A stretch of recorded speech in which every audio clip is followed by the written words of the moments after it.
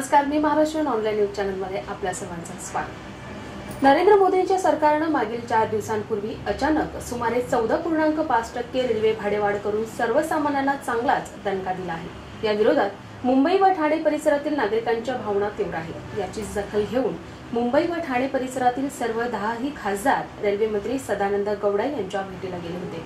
सकाळी 10 वाजता ही भेट झाली। मुंबईकरांची हाक आमच्या कानावर पडली आहे व यात लवकरच लक्ष घालू असं आश्वासन गौडा यांनी दिलं। याबाबत सांगितलं जात आहे की लागलीच निर्णय होण्याची शक्यता कमी आहे। 8 जुलै रोजी रेल्वेचं बजेट सादर केलं जाणार आहे, त्यावेळी काही घोषणा होण्याची शक्यता आहे। या खासदारांच्या शिष्टमंडळात मुंबईतील केंद्रीय पीयूष गोयल, खासदार रामदास आठवले, आमदार आशिष शेलार, विरोधी पक्षनेते विनोद तावडे आदी हजर होते। रेल्वे भवनमध्ये सकाळी 10 वाजता या सर्व नेत्यांनी गौडा यांची भेट घेतली व मुंबईकरांच्या रेल्वे भाडेवाढीबाबत तीव्र भावना असल्याचं सांगण्यात आलं। मुंबईत मंथली रेल्वे पासच्या किमतीत 2 ते 2.5 पट वाढ झाली आहे। ही खूपच अनाठायी असल्याचं म्हणणं नागरिकांचं आहे। नागरिकांच्या भावना महायुतीच्या नेत्यांच्या लक्षात येताच त्यांनी तत्काळ लक्ष घातलं। महाराष्ट्रात 3 महिन्यावर विधानसभेच्या निवडणुका आल्या आहेत। लोकसभेवेळी राज्यातील जनतेनं महायुतीला भरभरून मतदान केलं होतं, त्यामुळे आगामी निवडणुकीत महायुतीला याचा मुंबई व ठाणे पट्ट्यात मोठा फटका बसू शकतो याची जाणीव होताच शिवसेनेनं भाववाढ मागे घ्यावी अशी मागणी केली आहे। त्यानंतर प्रदेश भाजपानं भाडेवाढीचे आधी समर्थन केल्यानंतर मागे येत मुंबई उपनगरीय भाडेवाढ कमी करण्याबाबत रेल्वे मंत्र्यांकडे मागणी केली होती। त्याआधी भाजपाचे राष्ट्रीय अध्यक्ष राजनाथ सिंह हे रविवारी गोपीनाथ मुंडे यांच्या सर्वपक्षीय श्रद्धांजली सभेसाठी मुंबईत आले होते। त्यावेळी महायुतीनं मुंबईतील रेल्वे भाडेबाबत माहिती दिली होती। आज मुंबईतील सर्व 10 खासदारांचे शिष्टमंडळ भेटीला गेले आहे। त्यांच्यासोबत केंद्रीय मंत्री पीयूष गोयल, विनोद तावडे, आशिष शेलार यांची उपस्थिती आहे। तसंच या निर्णयाचा आगामी विधानसभा निवडणुकीत कसा फटका बसू शकतो याची माहिती दिली। मात्र रेल्वे मंत्र्यांनी यात लक्ष घालण्याचे आश्वासन दिलं, मात्र भाडेवाढ घेण्याबाबत कोणतेही संकेत दिलेले नाही।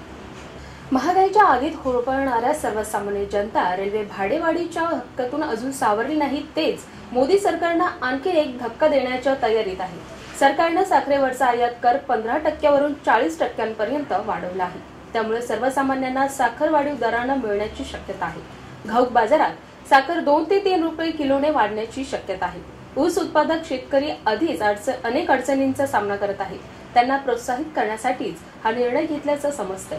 तसंच साखर कारखान्यांना 4,400 कोटींपर्यंत अतिरिक्त व्याजमुक्त कर्ज मिळेल असं अन्न मंत्रालयाकडून सांगण्यात आलं। सद्दाम हुसेनला फाशीची शिक्षा सुनावणाऱ्या जजचे अपहरण करून ISISच्या दहशतवाद्यांनी त्याला फाशी दिली आहे। इराकमधील तत्कालीन हुकुमशाह सद्दामचा एकेकाळचा निकटवर्ती असलेल्या इब्राहिम अल दौरीच्या फेसबुक अकाउंटवरून हा दावा करण्यात आला आहे। तसंच जॉर्डनच्या एका एमपीनंही त्याच्या फेसबुक पेजवर असा दावा केला आहे। सरकारनं मात्र याला दुजोरा दिलेला नसून असं काहीही झालं नसल्याचं म्हटलं आहे। इंटरनॅशनल बिझनेस टाइम्सनं अल दौरी यांच्या फेसबुक अकाउंटचा हवाला देत सद्दामला फाशीची शिक्षा सुनावणाऱ्या रौफ अब्दुल रहमान याचं अपहरण झाल्याचं वृत्त दिले आहे। दौरी हा 2003 मध्ये अमेरिकेने इराकवर हल्ला केला तोपर्यंत इराकच्या कमांड काउन्सिलचे उपाध्यक्ष होते। इराकमधील बंदी असलेल्या बाथ पक्षाचा तो नेताही होता। तर जॉर्डनचे एमपी खलील अतिहच्या फेसबुक पेजनुसार रहमान यांचं अपहरण करून त्याला फाशी दिल्याचं वृत्त न्यूयॉर्क पोस्ट आणि इतर काही संकेतस्थळांनी दिले आहे। रहमान हे बगदादमधून एका डान्सच्या वेशात पळ काढत होते, त्यावेळी त्यांना पकडल्याचा दावा अतिहनं केला आहे। लोअर परेलच्या फिनिक्स मॉलच्या 3ऱ्या मजल्यावर मोठी आग लागली आहे। मॉलच्या 3ऱ्या मजल्यावर असलेल्या रेस्टॉरंटला ही आग लागली। आज सकाळी 6 वाजण्याच्या सुमारास ही आग लागली आहे।